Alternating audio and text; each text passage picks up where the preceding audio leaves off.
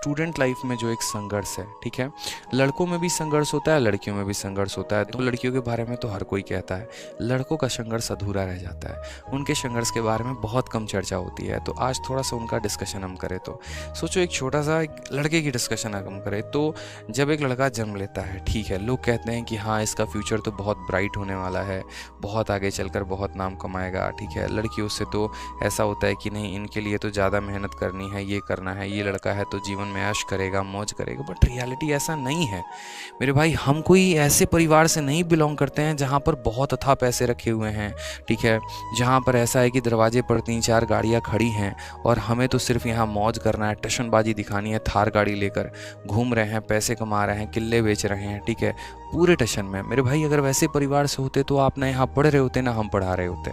Simple सा हिसाब किताब है। यानी हमारे जीवन में संघर्ष ही संघर्ष है।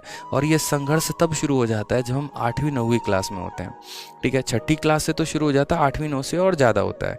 जब हम 8th या 9th क्लास में होते हैं तो उसके बाद से आटा लाओ, ठीक है, चावल लेकर आओ, गेहूं पिसवा के लेके जाओ, घर के जितने छोटे मोटे काम हो गए चलो हम किए जा रहे हैं, ठीक है। उसके बाद क्या होता है, जब जीवन में पड़ाव आता है 10वीं क्लास में। और उस 10वीं क्लास में मैंने पर्टिकुलरली, जैसे मैं बिहार से हूँ तो हमारे यहाँ के मोस्ट ऑफ द बच्चे कहाँ जाते हैं तैयारी करने, पटना में जाते हैं, ठीक है। पटना हो गया, दिल्ली हो गया, और इस एक तरीके से कभी कुछ एक आधा अलग अलग जगह चले गए, यूपी बनारस में, तो वो अलग बात है। अब जैसे मानो पटना में कोई जा रहा है तैयारी करने, तो क्या होता है कि वहाँ पर रूम लेके रह रहे हैं, ठीक है, खाना भी खुद से ही बनाकर खा रहे हैं। एक लड़की के लिए बड़ा मुश्किल सा हो जाता है, उसको सारा काम सीखना पड़ता है, सारा काम जो एक तरीके से लड़कियों का काम, मतलब ये नहीं कह सकते लड़कियों का काम है, बट जो आपके घर में आपकी माताजी आपकी बहन कर रही होती हैं, ठीक है।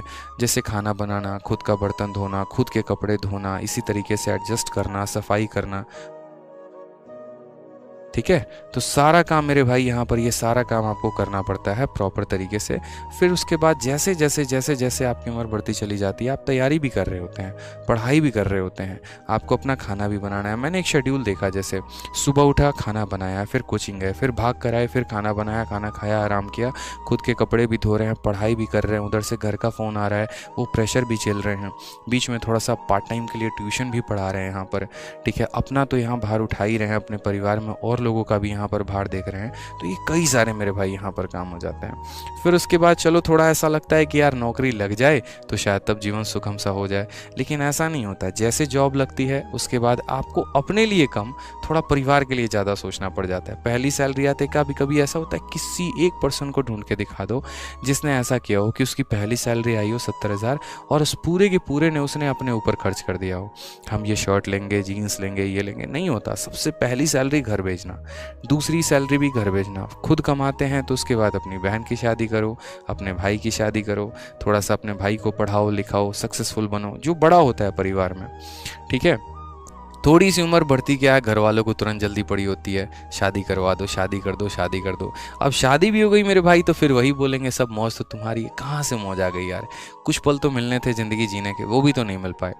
शादी करते हैं उसके बाद फिर अपना जिम्मेदारी, बच्चों की जिम्मेदारी, उनकी पढ़ाई लिखाई। अब देखो अब घर में फैमिली है, पूजा हो गया तो पूरे लोग आ जाते हैं, ठीक है। तो अपने लिए तो कुछ समय मिलता ही नहीं है दोस्त, ठीक है। तो बहुत बार कहते हैं ना कि इंसान अच्छा होता है, समझने की ज़रूरत होती है, ठीक है। बहुत लोग ऐसे होते हैं जो अपने रिलेशंस में फ़ाइट करते हैं, लड़ रहे होते हैं, ठीक है। बहुत बार लड़कों को भी उनके पेरेंट कम समझते हैं, तो ऐसा नहीं भाई, उनको भी समझो, उनको भी आवश्यकता है एक तरीके से।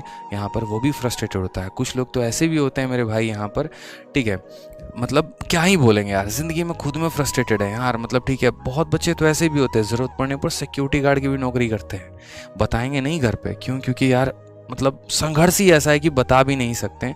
क्या पता यार पापा के आंखों से आंसू आ जाए, वो ये सोचे कि यार मतलब लड़के को भेजा था पढ़ने के लिए, क्या कर रहा है। लेकिन वो बताना भी नहीं चाहता कि हम आपसे पैसे नहीं मांगना चाहते, हम खुद के पैर पे खड़ा होकर कुछ करना चाहते हैं, ठीक है। दिक्कत तो ये भी होती है कि जिसके साथ वो रिलेशनशिप में है, प्यार में है, वो उसको भी नहीं बता सकता कि उसका प्रोफाइल क्या है। अगर मानो एक पल के लिए उसने डिमांड कर भी दिया कि आज मुझे पिज़्ज़ा खाने का है मन, और भाई साहब जेब में 500 ही पड़े हुए हैं या 200 ही पड़े हुए हैं और 500 की पिज़्ज़ा आ रही है, तो ना उसको ना बोला जाएगा और ना अपना स्टेटस डाउन देखा जाएगा। ये भी होती है। बहुत ऐसा वो बहुत ऑकवर्ड सिचुएशन होता है कि आप अपने किसी फ्रेंड के साथ कहीं पर गए हैं, आपके पैसे नहीं है जेब में आपके पास, सामने वाले ने गलती से बोल दिया, डिमांड से बोल दिया, ठीक है यार उसका भी ऐसा इंटेंशन नहीं हो सकता, बस ऐसे बोल दिया, और आप अपना पर्स खोल के देख रहे हो तो कुछ है ही नहीं। ऐसे ऐसे सिचुएशंस होते हैं, ठीक है। तो बहुत सिचुएशन आते हैं लाइफ में, बहुत केसेस मैंने देखे हैं लाइफ में, बट ठीक है यार, कोई बात नहीं, देखो होगा, बेहतर होगा, टेंशन